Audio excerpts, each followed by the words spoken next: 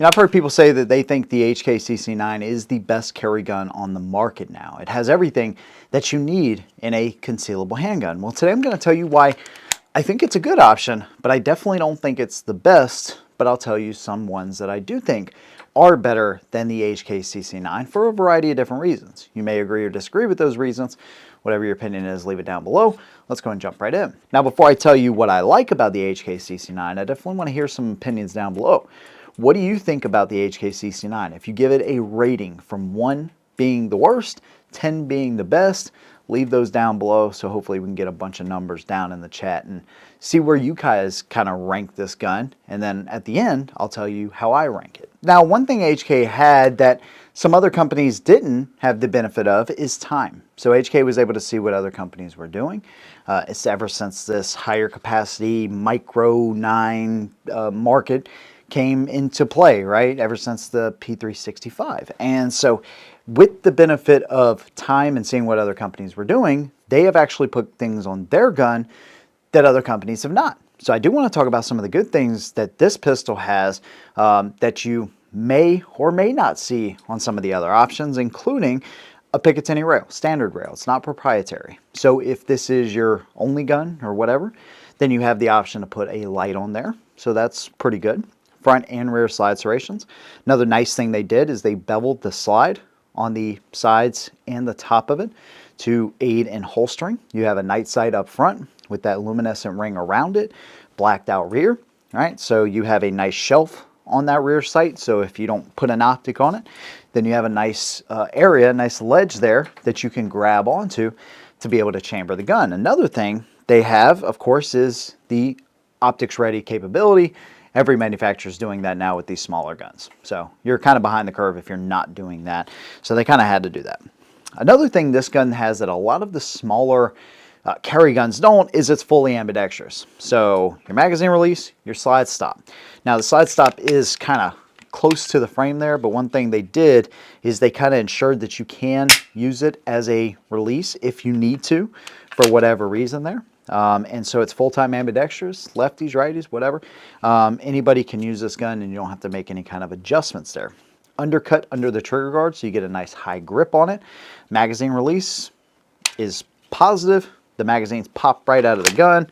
Boom. They just pop right out of there.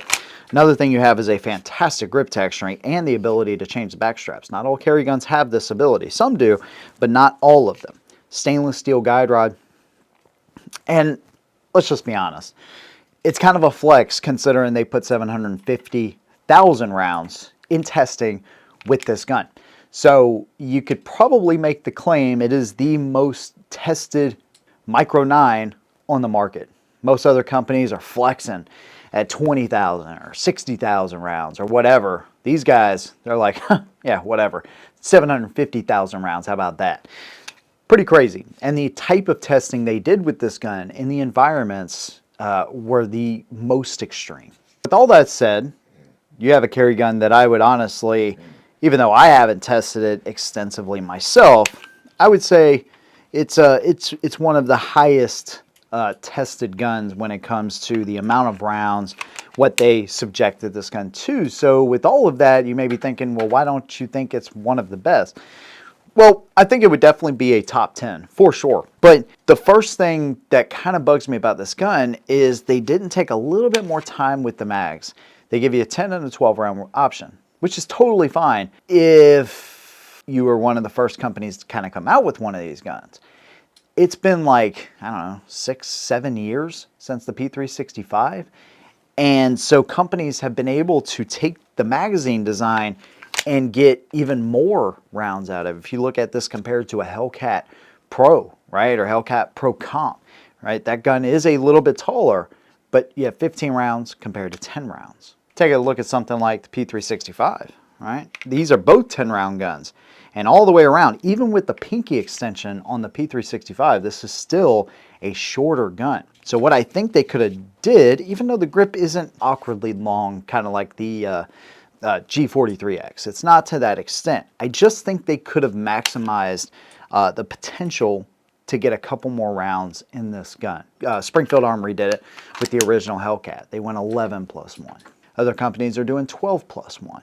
So I just think it would have benefited them a little bit to kind of say, hey, yeah, 10+1 is great, but we actually have a 12+1 capacity in the size of about a Shield Plus, essentially. Which again, that gun is 10+1, but remember, that gun's been out for a long time, and they've expanded and added to the magazine capability and the capacity.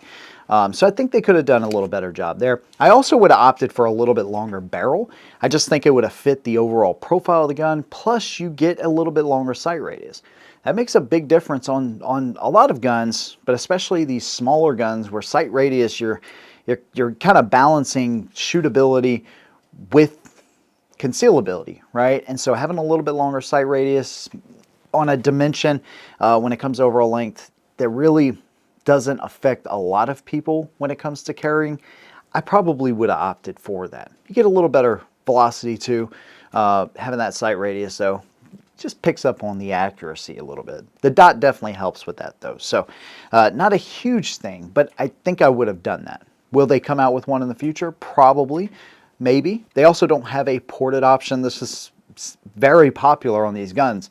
Some people scoff at the idea of it. Other people think it's great. I'm kind of right there. I don't know. I think it can make a difference with some of these guns. Others, maybe not so much, but it definitely helps to keep that muzzle down a little bit and give you some better follow-up shots for some of these. And then there's the availability of these things, and that's not specific to HK. Anytime you get a hot new anything, right, they're kind of hard to get.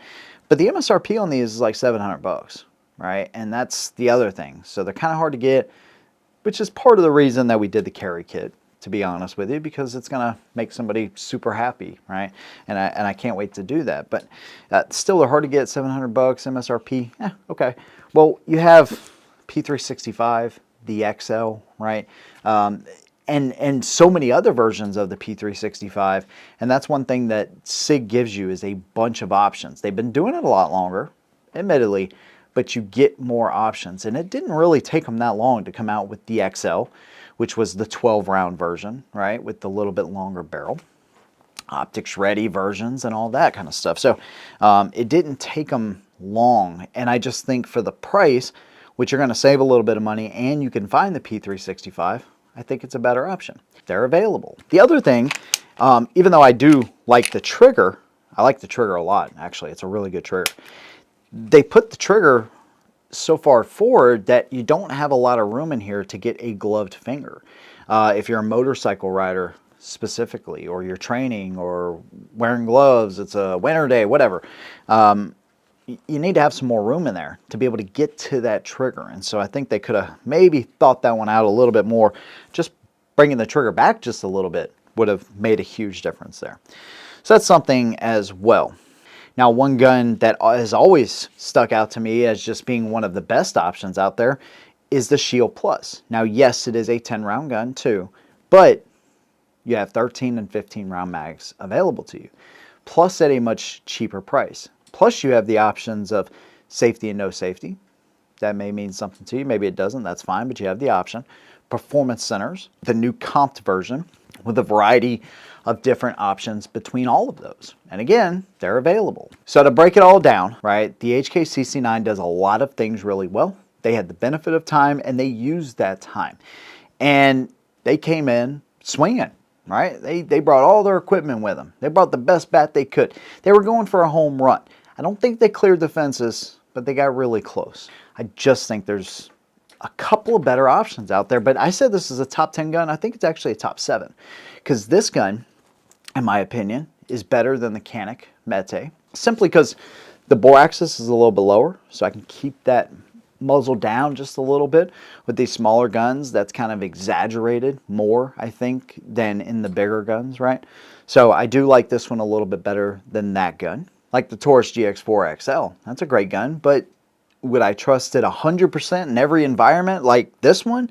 No, absolutely not. In my holster every single day, I've had great luck with that gun, yeah, but in mud, dirt, sand, ice, snow, all that kind of stuff, no, I would definitely trust this gun. And that's a big thing, man, with a concealed carry gun. There's no doubt about it. So it definitely gets points there. I like it better than the Glock 43X. I think that's Yeah, G43X. I think that's kind of a given if you know my channel. So anyways, yeah, definitely better than that. I like it better than the original Hellcat, which was less shootable than the Hellcat Pro and the Pro Comp. And if I had to give it a grade, it's going to be high. It's going to be like an 8.5, maybe even a 9, somewhere in there. I'd have to kind of go back and remember what I graded every single gun at, but it's going to be high up there. I just think there's a couple of better options that are on the market. So there you go. That's my opinion, but of course I want to hear yours, man. Let me know what you think down below. Was your number kind of close to my number? Whatever you feel and however you feel, make sure you leave it down below. Let me know what you like or don't like about the CC9.